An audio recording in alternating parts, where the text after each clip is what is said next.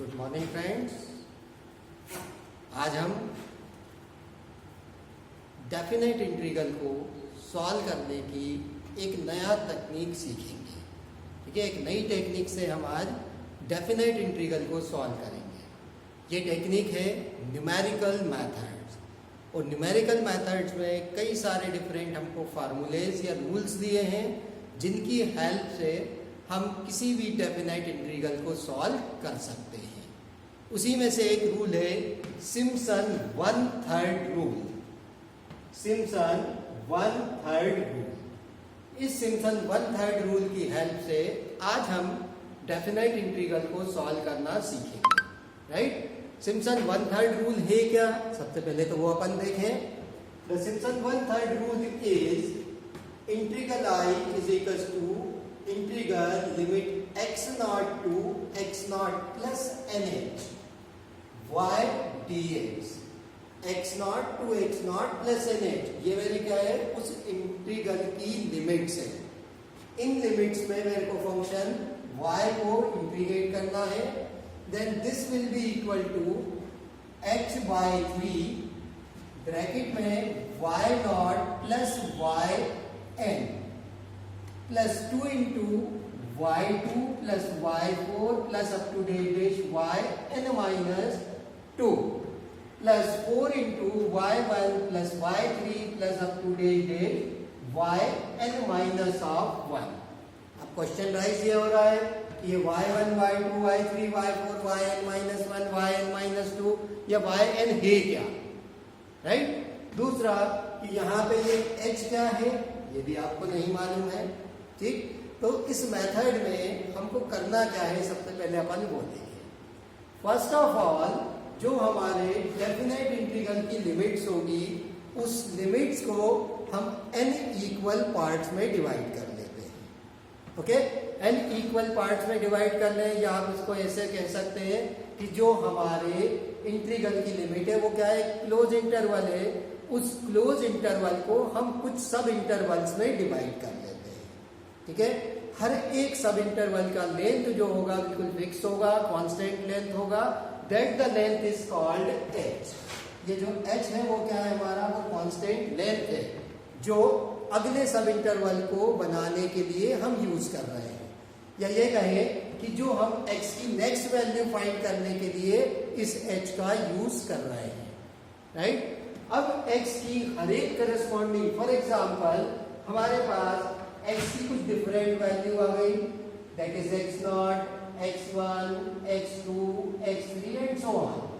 तो हर एक x की वैल्यू के लिए कुछ ना कुछ फंक्शन y की वैल्यू भी होगी। राइट, तो जब मैं x0 के करस्पॉन्डिंग y की कोई वैल्यू फाइंड करूंगा that the value is called y0।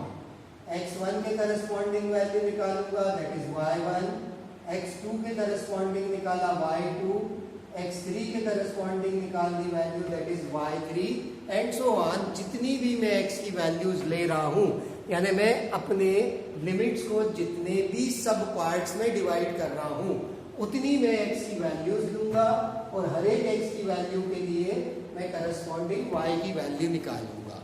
अब ये y की वैल्यू कैसे मिलेगी? y की वैल्यू मैं किससे निकालूंगा? जिस फंक्शन का मेरे को इंटीग्रेट करना है, जिस फंक्शन को मेरे को इंटीग्रेट करना है that is the function of y। Okay, for example जैसे मेरे पास फंक्शन था y is equal to f of x। तो जब मैंने x0 के लिए इस फंक्शन को सॉल्व करूंगा तो it is denoted by y0 and the y0 is f of x। In the same way, when we solve it for next value of x, that is x1, then it is denoted by y1 and the y1 is f of x1 and so on। तो इस तरीके से हम क्या करेंगे? x की different values लेंगे जिसके करस्पॉन्डिंग y की डिफरेंट वैल्यूज सॉल्व कर लेंगे। ठीक है, देन जो हमारे पास सिम्पसन ने 1/3 रूल प्रोवाइड किया उसमें हम ये सारी वैल्यू सब्स्टिट्यूट करके इंटीग्रल को सॉल्व कर देते हैं। ओके, या इसी फार्मूले को लर्न करने के लिए थोड़ा सा इजीएस्ट वे हो जाता है तो मैं इसी को ऐसे भी लिख सकता हूँ, integral i is equal to h by 3 sum of extreme ordinate, ठीक है, फर्स्ट एंड लास्ट। तो फर्स्ट और लास्ट वैल्यू है अपनी y की, तो इसको हम क्या कहते हैं, एक्सट्रीम वैल्यूज ऑफ y भी कह सकते हैं। देन यहां पे देखिए 2 के मल्टीपल्स में कौन आ रहा है, y की वो वैल्यू जो इवन प्लेस पे है, that is y2, y4, y6 up to yn -2। तो इसको मैं कैसे लिख सकता हूं, this is 2 into sum of even ordinates, right, 2 into sum of even ordinates या 2 into sum of value which comes at even place, okay, plus 4 into y1, y3, y5 and so on, they are comes in place of odd, therefore we can write it 4 into sum of odd ordinates, right? तो इसी फार्मूले को मैं इस तरीके से भी लिख सकता हूं, ओके। अब देखें, इसी पे बेस्ड अपन एक सिंपल सी प्रॉब्लम सॉर्ट आउट करेंगे। गिवन क्वेश्चन है, using Simpson 1/3 rule obtain the integral -3 to +3 x to the power 4 dx by taking 7 ordinates and compare it with exact value। पहले क्वेश्चन को समझ लें, क्या कह रहा है कि आपको ये इंटीग्रल सॉल्व करना है, सिम्पसन 1/3 रूल अप्लाई करना है, और जो आपकी ये इंटीग्रल की लिमिट्स है -3 to +3, इसको आपको 7 ऑर्डिनेट्स में ब्रेकअप करना है, ठीक है, यानी मेरे को y की 7 डिफरेंट वैल्यूज निकालनी है, और y की वो 7 डिफरेंट वैल्यूज किसके लिए होगी, x की 7 डिफरेंट वैल्यूज के लिए, okay. Then also we have to compare the result with the actual और एग्जैक्ट रिजल्ट, यानी जो मेरे पास में ये इंटीग्रल दिया है, अगर मैं इसको डायरेक्ट वे में सॉल्व करता हूं तो इसका जो रिजल्टेंट आता है, और जो मैं न्यूमेरिकल मेथड से या सिम्पसन 1/3 रूल से निकाल रहा हूं, क्या उनमें कोई डिफरेंस आ रहा है या नहीं आ रहा है, और आ रहा है तो कैसा डिफरेंस है वो मेरे को चेक करना है, ठीक। देखें सोल्यूशन कैसे निकलेगा। सोल्यूशन में सबसे पहला काम मेरे को क्या करना है, h की वैल्यू फाइंड करना है, जो मेरे फार्मूले की नीड है। तो h में कैसे निकालूंगा, h is equal to b minus a upon में n। अब ये b minus a upon n क्या है, b is the upper limit of the given integral, a is the lower limit of the given interval, ठीक। तो upper limit अपना कितना हो गया यहाँ पे 3, लोअर लिमिट हो गया -3 अपॉन में n। अब ये n हम कैसे डिसाइड करें, तो यहाँ पे इसने कहा है कि आप अपने पूरी लिमिट्स को 7 ऑर्डिनेट्स में डिवाइड करना है। जब 7 ऑर्डिनेट्स बोलेगा मींस n मेरा उससे क्या होगा, 1 कम होगा, मींस n-1, ठीक है। तो 7 - 1 कितना हो गया, 6। तो यहाँ पे अपन n कितना यूज करेंगे, 6, माइनस माइनस हो गया प्लस, 3 + 3 हो गया 6/6, दैट इज 1। तो h की वैल्यू मेरे पास में कितनी आ गई, 1। अब इस h की वैल्यू से मैं x की डिफरेंट वैल्यूज फाइंड कर सकता हूं, ओके। अगर यहाँ पे देखें फार्मूले में जब मैं इसको कंपेयर कर रहा हूं तो x0 किससे कंपेयर हो रहा है, -3 से। तो यहां से मैं अब x और y की डिफरेंट वैल्यूज फाइंड करूंगा। First we find x0, okay. तो x0 कितना हो गया आपके पास में, -3, राइट। देन x0 के बाद x की नेक्स्ट वैल्यू क्या कहलाएगी, x1। तो x1 क्या होगा, x1 means x0 plus h। h कितना था आपका 1, x0 कितना था -3, तो this is -3 plus 1, that is -2। Then x2 की वैल्यू फाइंड किया, that is x1 plus h, x1 is -2, h is 1, so this is -1. Then the next value of x is x3, this is x2 plus h means -1 plus 1, that is 0. Next, x4 is x3 plus h means 0 plus 1, that is 1. Then x5, that is x4 plus h, 1 plus 1 equal to 2.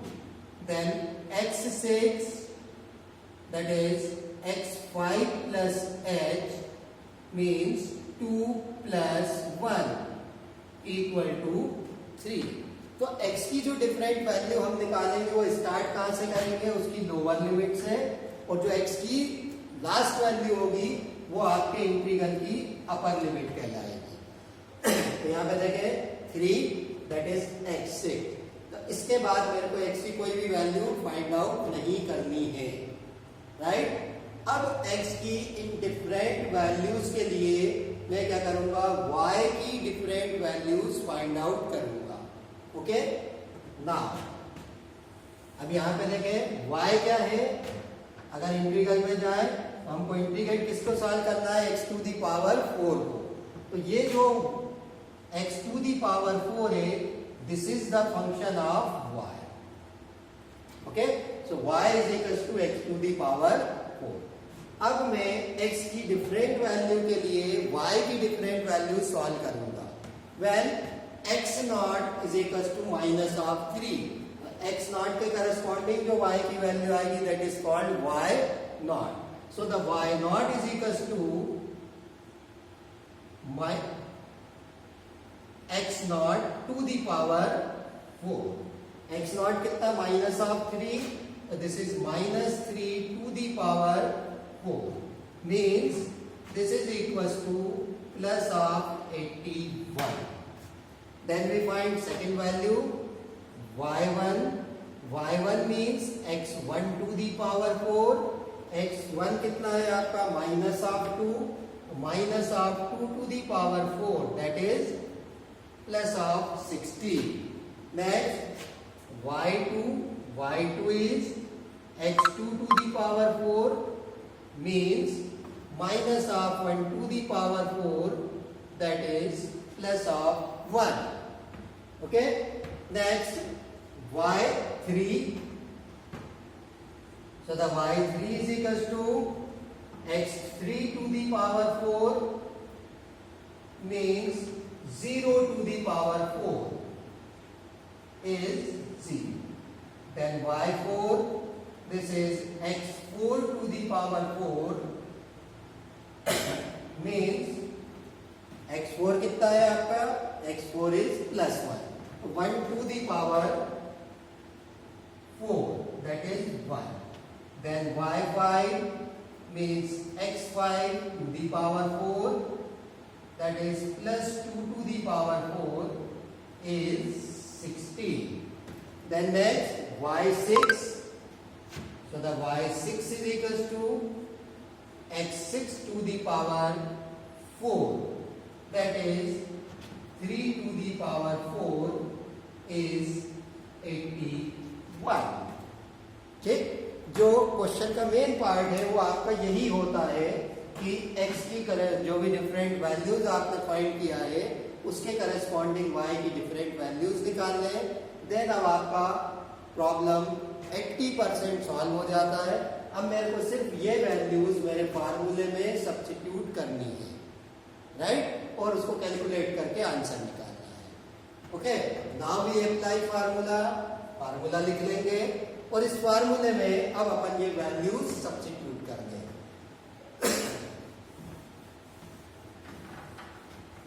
देखिए, जब अपन फार्मूले में values substitute करेंगे तो क्या resultant आते हैं अपने, this is integral x naught means lower limit, that is कितनी थी, -3, then x naught plus nh, and आपने कितना सपोज किया था 6, और यहां से टोटल जो अपना x6 निकला था उसकी वैल्यू थी +3, so this is -3 to +3, y is x to the power 4 dx, h हमने फाइंड किया था 1/3, सो y0 plus yn, n means जो भी लास्ट वैल्यू आपने y की निकाली है, y की लास्ट वैल्यू कितनी है y6, तो this is y0 plus y6, then 2 into y2, y2 आपके पास में है, लिख सकते हैं, देन y4 वो भी आपके पास में है, प्लस y6, क्या y6 मेरे पास में है क्या? ऑलरेडी y6 तो है, लेकिन मैं उसको ऑलरेडी यहाँ यूज कर चुका हूं, तो उसको डबल से यूज नहीं करना है, clear? Then plus 4 into y1 plus y3 plus y, next term क्या आएगी y7, क्या अपने पास y7 है? y7 नहीं है, इसलिए फार्मूला यहीं पे क्लोज हो जाएगा।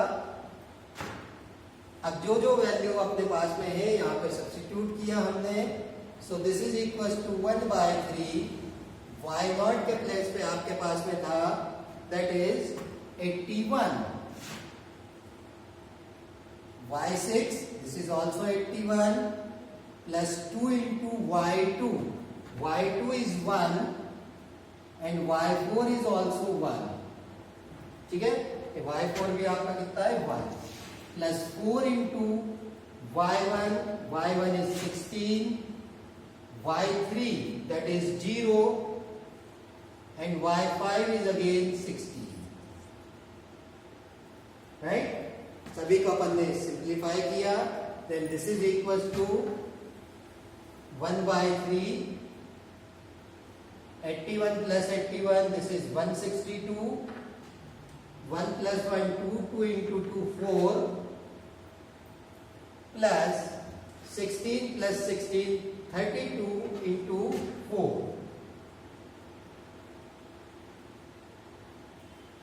राइट? सभी को सिंप्लीफाई कर लेंगे, कितना आ रहा है 194 अपॉन में 3, सिंप्लीफिकेशन पे रिजल्ट अपन ने निकाला, दैट इज 98.6667 अप्रोक्सीमेट। तो ये अपन ने क्या किया, इस इंटीग्रल का सॉल्यूशन निकाला with the help of Simpson 1/3 rule. Okay, clear? अब ये कह रहा है कि आपने एक रिजल्टेंट तो निकाल दिया सिम्पसन 1/3 रूल से, इसी रिजल्टेंट को आप अगर जो जनरल मेथड है इंटीग्रल को सॉल्व करने की, अगर उससे सॉल्व करते हैं तो क्या उस रिजल्टेंट में और इस रिजल्टेंट में कोई डिफरेंस आता है क्या? तो वो अपन को चेक करना है, क्या कोई डिफरेंस आ रहा है या नहीं आ रहा है, ठीक है? Again we start, the given integral I is -3 to +3 x to the power 4 dx, और this is equal to simple x की पावर 4 को इंटीग्रेट किया, फार्मूला यूज किया integral of x to the power n dx is equals to x to the power n plus 1 upon में n plus 1, then we get x to the power 5/5, limits -3 to +3, limit substitutions किया, this is 3 to the power 5 minus of 3 to the power 5, okay? 3 to the power 5 minus में आ गया, यहाँ से minus minus हो गया plus, दोनों को सम कर लिया, और जब अपन इसको डिवाइड करेंगे 5 से, then the resultant become 97.2, okay? अब अगर अपन यहाँ पे कंपेयर करें कि न्यूमेरिकल मेथड से हमने एक रिजल्टेंट निकाला दैट इज 98.6667 और जनरल मेथड से निकाला 97.2, तो दोनों रिजल्ट में जो डिफरेंस आ रहा है वो डिफरेंस बहुत माइनर डिफरेंस है ना? यानी हम कह सकते हैं कि अगर हम किसी डेफिनेट इंटीग्रल को न्यूमेरिकल मेथड से अगर सॉल्व करते हैं तो वो सोल्यूशन अप्रोक्सीमेटली सही होता है, ठीक है? 100% तो नहीं है, but it is approximately equal to exact result, right. और अगर हम कंपैरिजन की बात करें तो अपन कह सकते हैं the actual value is less than calculate bye Simpson 1/3। Clear? Thank you.